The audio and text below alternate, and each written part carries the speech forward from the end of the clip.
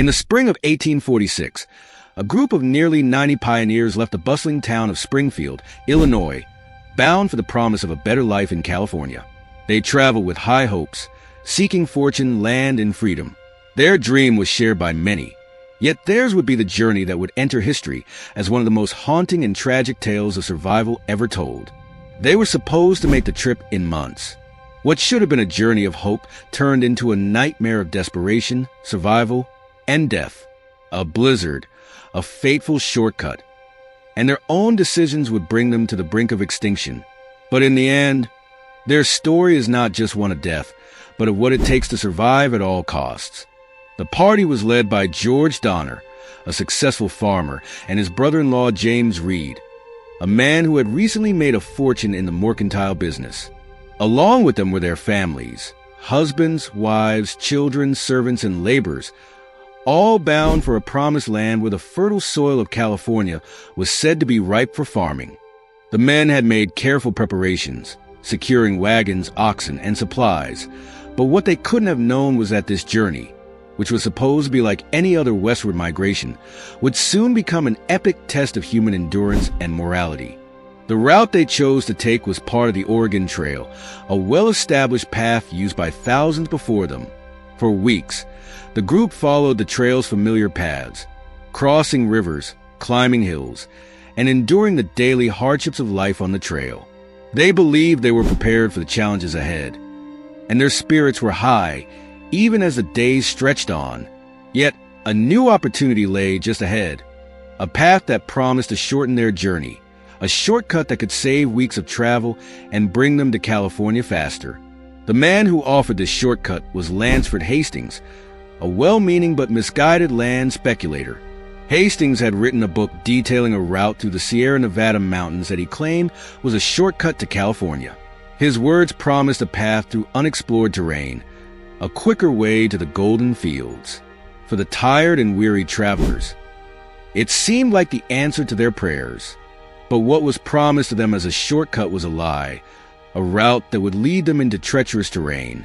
Hastings' shortcut wasn't ready. The trail had never been fully mapped, and the terrain was far more dangerous than anyone had anticipated. It was late in the year, early October, when they made the fateful decision to veer off the main trail and follow Hastings' path. At that point, they had no idea that they were running out of time. Winter was coming, and the mountains ahead were preparing to trap them in snow and ice. As the wagons crept through this new, unfamiliar land, the travelers faced challenge after challenge. The terrain grew more and more hostile. Rocky paths, dry ravines, and mountainous passes made the journey more grueling than anyone had imagined. The oxen grew tired, the wagons broke down, and food began to run low. But their greatest test came when they reached the Great Salt Lake Desert, a vast, barren expanse that seemed to stretch forever. What should have been a 2-day crossing turned into a 5-day nightmare. The wagon train had run out of water, and with no vegetation or animals to be found, they were forced to ration their already dwindling supplies. The Great Salt Desert was the first sign that this was no ordinary journey. The travelers were completely unprepared for the wasteland they had entered. With no end in sight, the party pushed on, desperate to escape the endless stretch of salt flats. But exhaustion set in, and people began to fall ill. Oxen died. Wagons were abandoned, and the once optimistic group began to realize they had made a terrible mistake. When they finally emerged from the desert, weeks of precious time had been lost. The winter storms of the Sierra Nevada were waiting for them.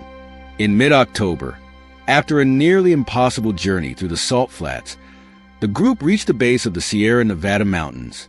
The range was not just a challenge. It was the final obstacle between them and California. The weather was already turning. By the time the wagons reached the mountain pass, the group was down to half of their oxen, and their food reserves were running low. But worse than that, the storm clouds were gathering.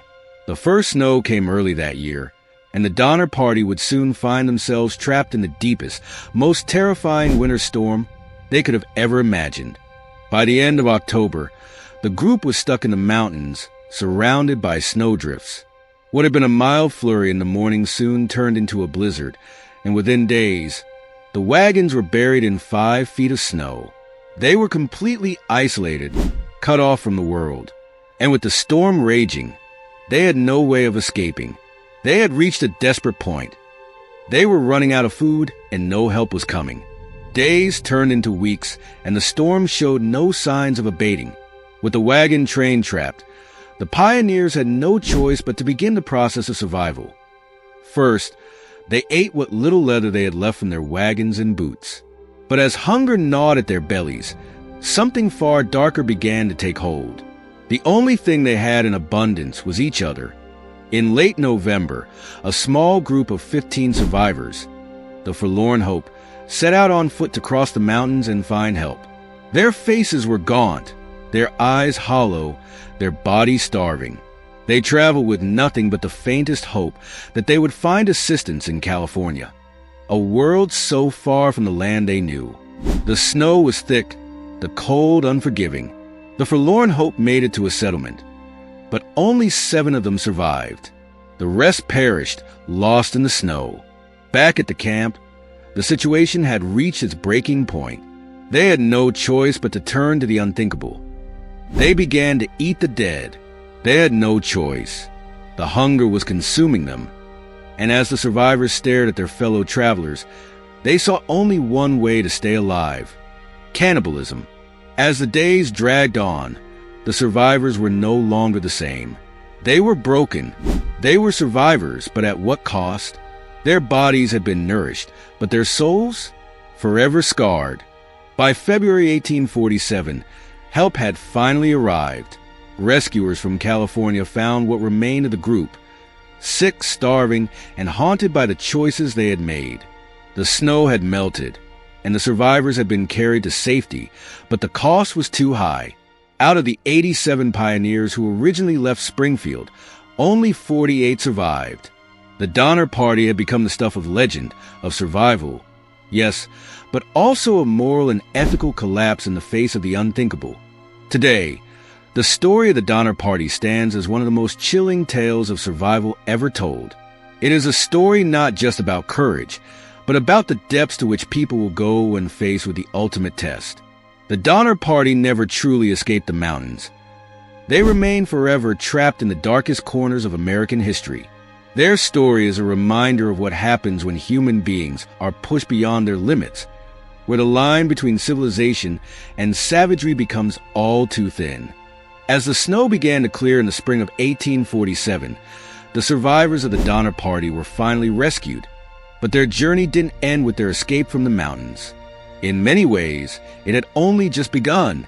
The cold, unforgiving Sierra Nevada was no longer their immediate threat, but the emotional and psychological toll of their ordeal would haunt them for the rest of their lives. As they made their way back to California, their bodies were weak, their minds exhausted. They had endured unimaginable hardships, seeing their loved ones die, facing starvation, and for some, resorting to cannibalism in the most desperate moments. They were not the same people who had set out in the spring of 1846 with hopes of a better future. They were now marked by the brutality of their survival. Upon their return to California, the survivors were met with mixed reactions. The people who had long awaited news of their fate could hardly believe what they were hearing. The news of the horrors they had suffered began to spread, and the reports that some of them had resorted to eating human flesh shocked the nation. It wasn't just the survivors' physical trauma that was visible. It was the weight of the choices they had made. No one could truly fathom what had happened in the mountains. And yet, even as their bodies were treated for frostbite and starvation, their souls remained scarred. For many, cannibalism was an act that would never be forgotten. Those who had partaken in such an act would never be able to escape the stigma it brought. How could they reconcile their humanity with the acts they had been forced to commit? Survival had come at a price. For the survivors, recounting the full details of their ordeal was no easier than living through it. Some of them, especially those who had lost family members or had been forced to make unspeakable choices, found it impossible to put their experiences into words. The shame and guilt of eating human flesh lingered in their voices, even as they described what had happened. Others, however, would speak.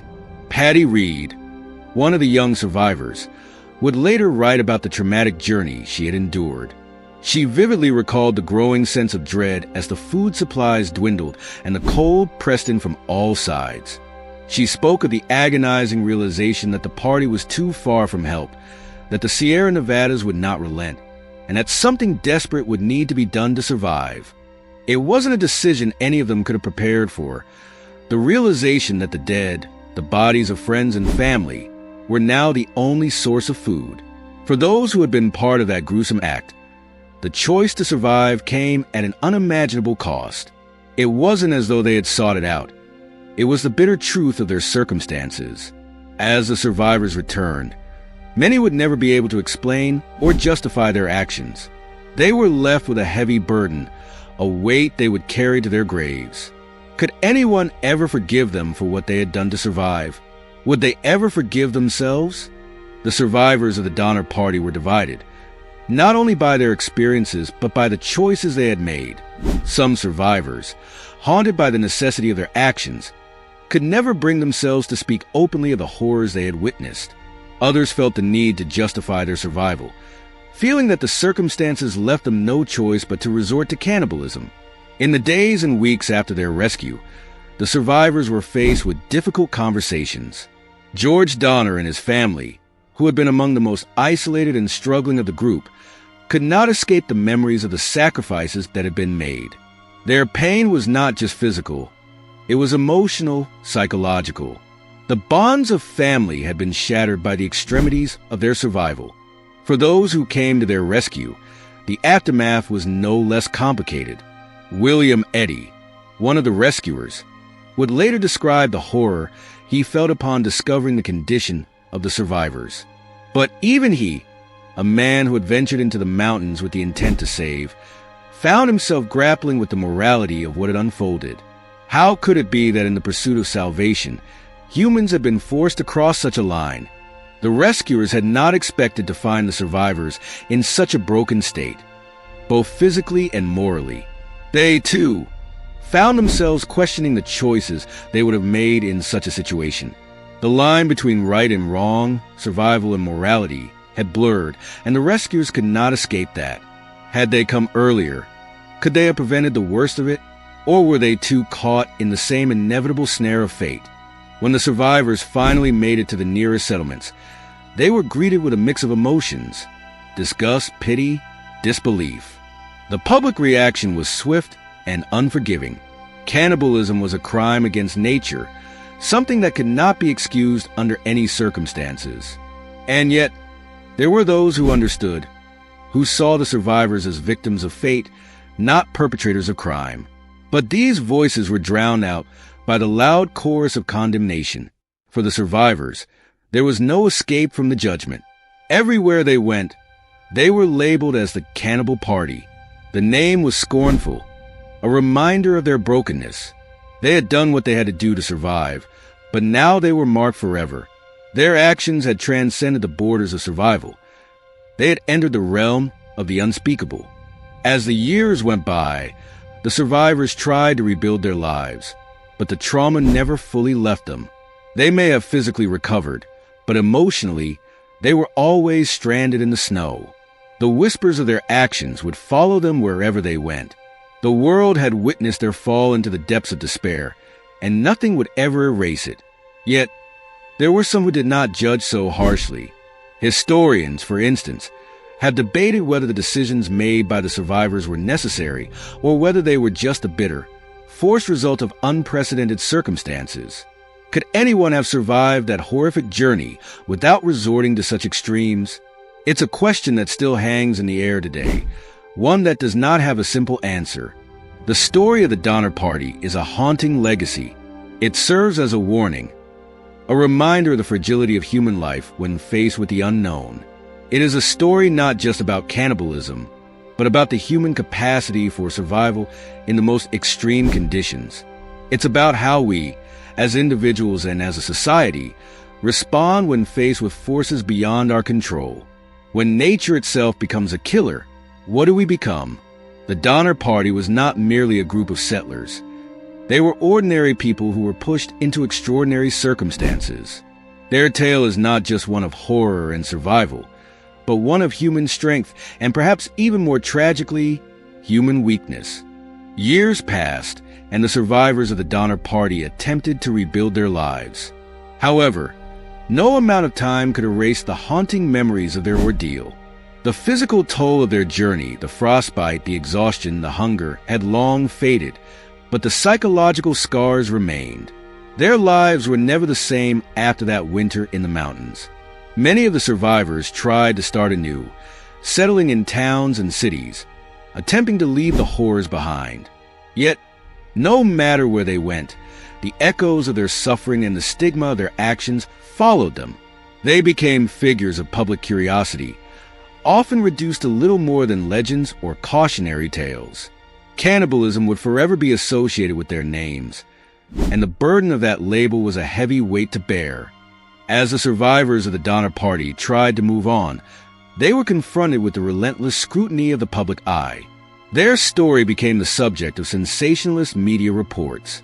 Newspapers across the country printed lurid details of their suffering, and the term Donner Party became synonymous with the unthinkable. Every aspect of their lives was dissected, every action questioned. How could people, decent people, resort to such measures? Could they ever truly be forgiven? The survivors were not only battling their own personal demons, but they were also fighting the growing moral outrage from a society that had not been present in the mountains with them. The public wanted answers, quick and definitive answers. Could the survivors justify what they had done? Were they victims of circumstance, or did their actions reveal a darker side to human nature? The psychological toll was perhaps the most insidious of all. Some survivors, especially those who had lost children, spouses, and close family members, never recovered. The strain of the decision to partake in cannibalism gnawed at them, even in the quiet of their homes. They wrestled with guilt, self-loathing, and the haunting question of whether they had truly been pushed to the limits of survival, or whether they had crossed a line that could never be uncrossed. For others, the trauma was quieter, more internalized. They could never look at food in the same way again. Every meal, every bite would remind them of that desperate winter, and the faces of the dead, their loved ones, their companions, would appear in their dreams, waiting for answers that could never come. One survivor, James F. Reed, would later become an advocate for understanding the mental strain the survivors faced. He was one of the few who had not resorted to cannibalism, but had nevertheless witnessed the horror. For him, the shame wasn't so much about survival as it was about the fact that such circumstances could ever exist in the first place. He would go on to advocate for the psychological needs of the survivors, urging that the world understand the toll taken by such a traumatic experience. As time passed, the survivors began to share their stories more openly. The accounts of the Donner Party became increasingly detailed, and each survivor's recollection painted a unique picture of what had transpired during those hellish months. Their accounts revealed a tapestry of desperation, fear, and ultimately, the stark reality of survival. For some, it was an act of courage to speak openly about their experiences. But for others, the decision to talk about the ordeal was part of an emotional exorcism, a way to cleanse themselves of the nightmares that plagued their thoughts. Virginia Reed, who had been a child at the time, grew into a woman haunted by the legacy of her past. She would later write, describing the gnawing sensation of guilt that never left her. Her words were raw, a cathartic release for a pain that could never be fully understood by those who had not lived through it. Still, even with the stories and the years of reflection, there remained a fundamental question that could never be answered. What if things had been different? What if the group had made it to California before the snows came? What if they had taken a different route or waited for a better time to leave? The what-ifs were endless, and they only served to deepen the sense of tragedy surrounding the entire journey. Historians would pore over the events, searching for clues, looking for signs of where things had gone wrong. They would debate the decisions of the Pioneer Party, questioning whether they had been too ambitious, too reckless, or simply victims of bad luck. Could their fate have been sealed from the start? Or was it a result of a series of poor choices, each one compounding the one before it? Some would argue that the Donner Party's story was ultimately one of human perseverance, of a group of people who fought to survive against all odds. Others would see it as a warning, a stark reminder of how quickly the line between survival and moral decay can blur when faced with life and death circumstances. The legacy of the Donner Party remains alive today. The memories of that fateful journey are embedded in the annals of American history, serving as a sobering reflection on the fragility of human life and the limits of endurance. The story has become a symbol, not just of tragedy, but of humanity's ability to adapt when faced with the unimaginable. It has inspired books, films, and documentaries, each telling the story of the broken pioneers who ventured west in search of a better life, only to find themselves fighting for survival in a merciless winter. And while the names of those who lived through it have faded from public memory, their tale still echoes, a chilling reminder of what it means to be pushed to the very edge of existence. For every survivor who returned home, there were countless more questions left unanswered. But perhaps the most important question the Donner Party leaves us with is this: how far would you go to survive? And more than that, what would you become when the limits of human endurance are reached? The legacy of the Donner Party continued to echo through the years, not just for those who survived, but for the generations that followed. Their story, in all its brutality, remained a haunting testament to the fragility of life and the strength required to navigate the impossible. While the details of what happened that winter are documented, the personal, emotional journeys of those who lived through it were never fully understood by the outside world. And yet, their decisions would shape not just their futures, but the way history would remember them. As the years rolled on, the survivors aged, some quietly living out their remaining days, while others attempted to find peace through public reflection. For the most part, their lives were marked by a deep sense of remorse and longing. No matter how they tried to move forward, the memory of those lost in the mountains never quite left them. But for some, the suffering endured during the expedition would drive them to publicly advocate for greater attention to mental health. They spoke of the deep isolation they felt during the winter, the crushing mental toll that accompanied the fight for survival. The Donner Party was a living example of the human mind's capacity to cope with extraordinary levels of stress, trauma, and loss. The story wasn't just about survival. It was about enduring the weight of psychological damage that would affect the survivors for the rest of their lives. As the world progressed, the Donner Party's story began to find new relevance. History classes taught their tale as an example of human tenacity, and the media turned their story into a recurring symbol of the limits of human endurance. But it was in the realm of modern psychology that their story took on a new layer of meaning. Researchers began to examine how trauma impacts the human mind, drawing parallels between the Donner Party's experiences and the effects of modern-day survival situations. For many, it was clear that the psychological scars of such an ordeal could never be truly healed. And these scars would shape not just the survivors but their descendants. Generations later, the descendants of the Donner Party survivors still grapple with the stigma that had been passed down. Some would even write their own accounts of the journey, tracing the emotional toll that had passed through their families. The Donner Party had not only been a national tragedy, but a deeply personal one for those who carried the weight of the name forward. As history moved into the 20th century, the lens through which people viewed the Donner Party began to shift. No longer was a question of how could they, so simply answered. Society started to understand that decisions made in the most dire of circumstances often required more than just survival instincts. They required the human capacity to adapt to an unthinkable situation. Psychologists began to analyze the Donner Party, not just as individuals, but as part of a group dynamic. How did groupthink, desperation, and isolation contribute to the extreme choices they made? Could anyone, even the strongest of wills, escape making such decisions when faced with total annihilation? The moral judgment that had once been so clear-cut now became a subject of much debate. Some began to see the survivors as victims of nature's unforgiving hand and victims of their own human vulnerability. Others, however, still clung to the idea that their actions were inexcusable, viewing the cannibalism as a breach of fundamental human decency that could never be fully rationalized. But the survivors themselves continued to struggle with these questions. Even as they grew older, some found themselves at peace with their choices, while others couldn't escape the guilt. Margaret Reed, the wife of James Reed, who had survived but not resorted to cannibalism, wrote in her later years that she was never able to reconcile the actions taken by those she loved. She would reflect often on the faces of those who had died, wondering if there had been another way. In the late 19th century, the discovery of the grave sites of the Donner Party marked a new chapter in the story. Archaeologists, eager to piece together the final resting places of those who had perished in the cold, uncovered the remains of those who had been abandoned by the survivors.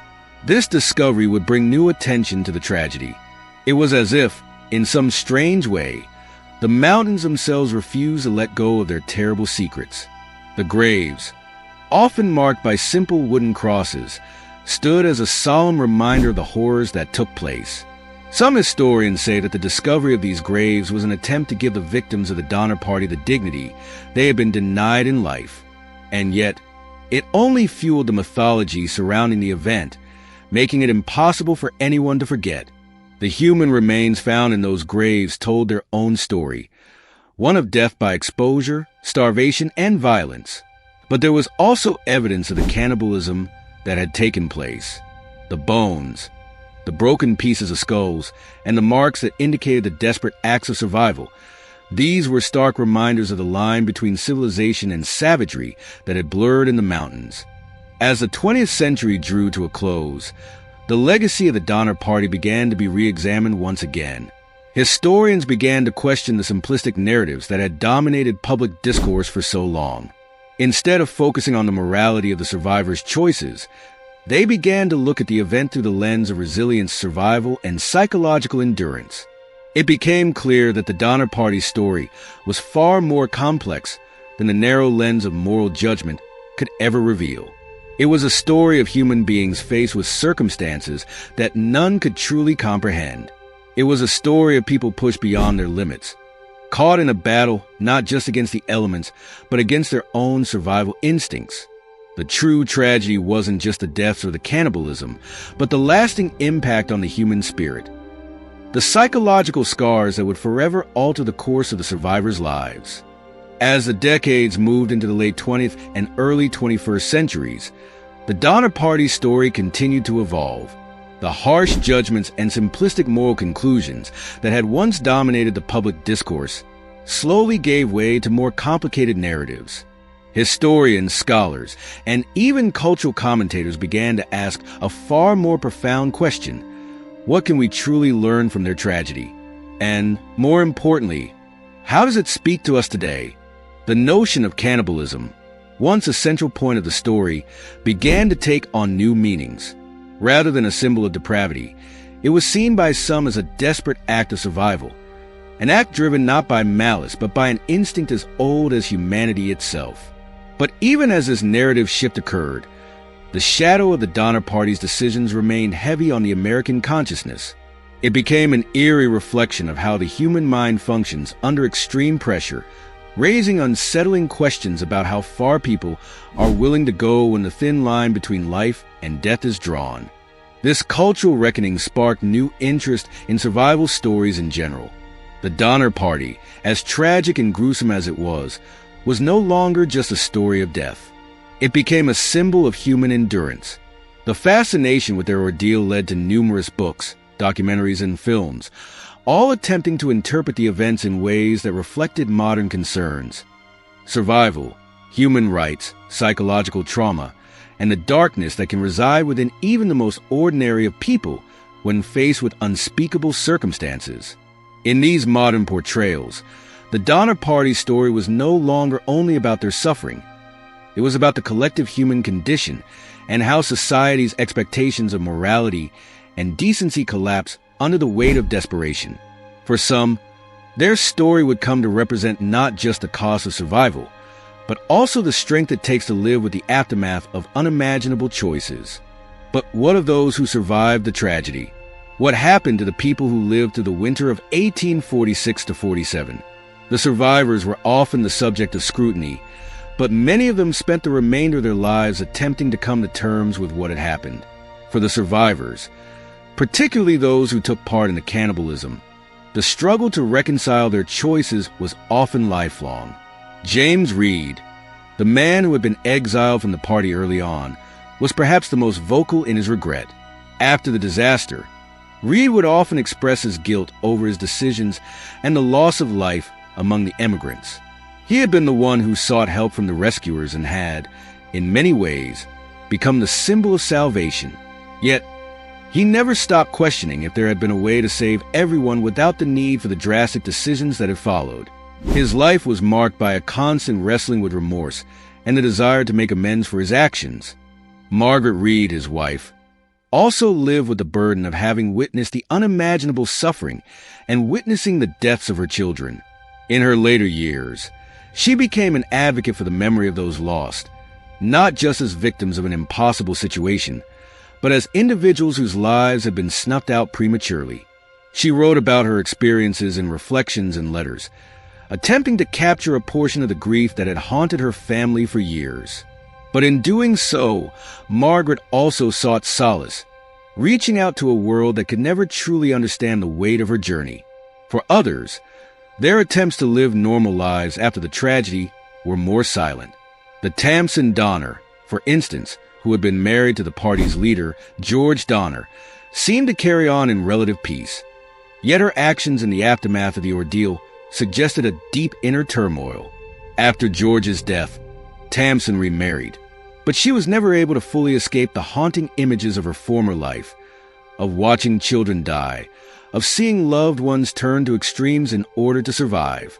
While the trauma never fully left them, these survivors carried on as best they could, often creating new families or settling into remote communities where their past could remain distant. Still, the memory of the Donner Party never fully faded, as if the choices made in those dark days were always there, just beneath the surface of their daily lives. By the late 20th century, the narrative of the Donner Party began to undergo a significant transformation once again. No longer were they merely figures in a cautionary tale. Instead, they became symbols of something much more profound: the human spirit's battle against the insurmountable. As modern explorers and historians revisited the mountain passes where the party had been stranded, they looked at their story through fresh eyes that saw them not just as victims or villains, but as people struggling to survive in the face of circumstances beyond their control. New interest in the Donner Party was sparked by the advancements in forensic archaeology. Excavations of the sites where the party had camped revealed new details about the survivors' lives, such as evidence of what they had eaten during their time in the mountains. What had once been seen as an act of savagery was now understood in a different light, one that acknowledged the horrific desperation that led to such decisions. The debate over the ethics of the party's survival tactics continued, but it was clear that their story was no longer relegated to morality and judgment. Instead, it was being seen as a tragic saga of human resilience, one that raised questions about how we, as people, can react in times of crisis. It wasn't just the Donner Party that was being re-examined, but the very nature of survival itself. The story resonated deeply with those who had experienced modern-day disasters, earthquakes, shipwrecks, and plane crashes, where human beings face similar dilemmas. It became clear that in the right circumstances, anyone could be pushed to extremes that were unimaginable in normal life. As the 21st century unfolded, the Donner Party's story became more than just an exploration of the limits of human endurance. It became a reflection of society's values, a dark mirror held up to the way humanity grapples with disasters, morality, and the choices that define us in moments of unspeakable need. In the decades following the first detailed reports of the Donner Party's misfortune, historians and psychologists alike began to draw parallels between their experiences and the human psyche when faced with a crisis. As the research delved deeper, it became clear that survival is not just about physical endurance. It's about the mental and emotional toll that catastrophic events take on those involved. The focus shifted from an intense examination of the physical details, how much food they ate, how the bodies were found, the locations of the camps, to the mental and emotional decisions made in those terrifying days. What would you do as an individual when faced with the choice of survival or death? Could you turn on your own sense of morality when desperation becomes the driving force? Could you kill to live? Could you cannibalize your loved ones in the name of survival? The question became not only about the Donner Party, but about us. How much of our humanity would remain intact when everything else had been stripped away? Would we hold on to our ethics, or would we sacrifice them to ensure our survival? This is where the true complexity of the Donner Party emerges. The simple answer to the moral quandaries surrounding the decisions of the emigrants no longer suffices. It was no longer enough to say they were inhuman or that they were monsters. The crisis forced them into decisions that many of us cannot imagine. And that's the tragedy of it all. The realization that those people, in their worst moments, were just like us. Their actions raise uncomfortable questions about the fragility of society and what happens when everything falls apart, when the social contract breaks down, when the veneer of civilization wears thin, and when the rules we live by no longer make sense. Will we still have the strength to make ethical decisions? Or would our instincts become so warped by survival that we would compromise everything we once believed? In the final analysis, the Donner Party stands as a profound testament to humanity's struggle with survival, morality, and despair. Their story is not one to be reduced to sensational headlines or gory details about cannibalism. It's a narrative that speaks to the complicated nature of human existence in extreme circumstances. The lasting legacy of the Donner Party is one that continues to shape American culture and historical memory. Their ordeal stands as a cautionary tale and a source of empathy, challenging us to confront the possibility that in certain situations, even the most decent individuals might make choices that are unimaginable in normal life. As the years go on, the Donner Party's legacy grows. New generations of historians, psychologists, and cultural critics continue to examine their choices, and their lessons resonate with people around the world. The story serves as a reminder that in times of extreme stress, we are all capable of far more than we think, whether for good or ill. And so, even as time passes and we move further from the winter of 1846 to 47, the Donner Party story remains as timeless as it is tragic. It is a reflection of who we are at our core, and how far we will go when faced with a situation beyond our control. In the end, the Donner Party's tragedy doesn't just belong to the immigrants who lived and died there. It belongs to all of us. It is a part of the human story that stretches across history, reminding us of our fragility and the depth of our will to survive. And so, we reach the conclusion of the Donner Party story. It is a tale of human suffering, survival, and sacrifice, one that continues to resonate in our cultural memory. Today, the Donner Party stands as both a historical event and a moral dilemma, forcing us to confront the darkness within the human spirit when the worst of circumstances arise.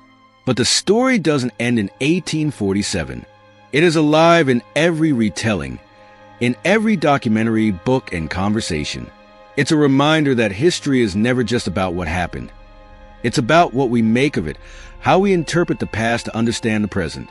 The legacy of the Donner Party, as painful as it may be, is an enduring one. It is a tale of survival and horror, but also the resilience that lies within us all. And that is the power of their story. The power to make us reflect, to make us question who we are and how we might act in the face of unimaginable adversity. As we close this chapter, let us remember the lessons of the Donner Party. That survival is never as simple as a choice between life and death. It is about who we become in the process and what we are willing to sacrifice along the way. And in their journey, as in our own, we are forced to ask, when everything is stripped away, what remains of our humanity? And with that, we conclude today's journey through one of history's most chilling and thought-provoking tales.